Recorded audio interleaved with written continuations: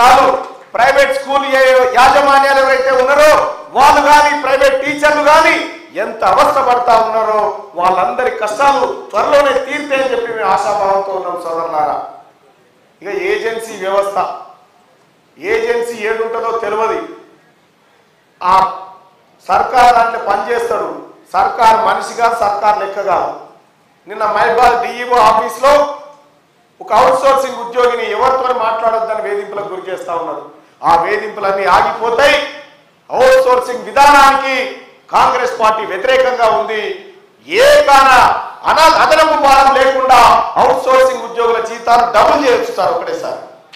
ఆ వెసులుబాటు ఉంది. ఆ కార్యక్రమాన్ని రేపు పొద్దున కాంగ్రెస్ పార్టీ తీసుకోబోతాం సోదరులారా. ఇంకంతేకాదు యువతకు ఉద్యోగ గ్యారంటీ అనేటువంటి పథకాన్ని కాంగ్రెస్ పార్టీ మొన్ననే మన నాయకుడు రాహుల్ గాంధీ గారు ప్రకటించడం జరిగింది.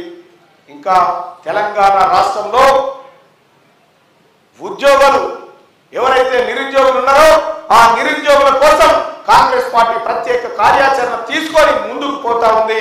అలాగే ప్రభుత్వ ఉద్యోగులకు సంబంధించినటువంటి కష్టాలు కానీ, ఆర్టీసీ కార్మికుల కష్టాలు కానీ, వివిధ సంస్థల్లో పనిచేస్తున్నటువంటి ప్రభుత్వ ఉద్యోగులకు ఏ ఒక్కరికి కూడా బాధగలిగినా చెప్పుకోవడానికి మీ తీర్మానం అన్న ఉన్నాడు, చెప్పడానికి మన ముఖ్యమంత్రి రేవంత్ రెడ్డి గారు ఉన్నారు, మన మంత్రివర్యులు తుమ్మల నాగేశ్వరరావు గారు ఉన్నారని చెప్పి అందరికి తెలియజేస్తా ఉన్నా సోదరులారా. నేను బాధ్యతతో చెప్తున్నటువంటి మాట.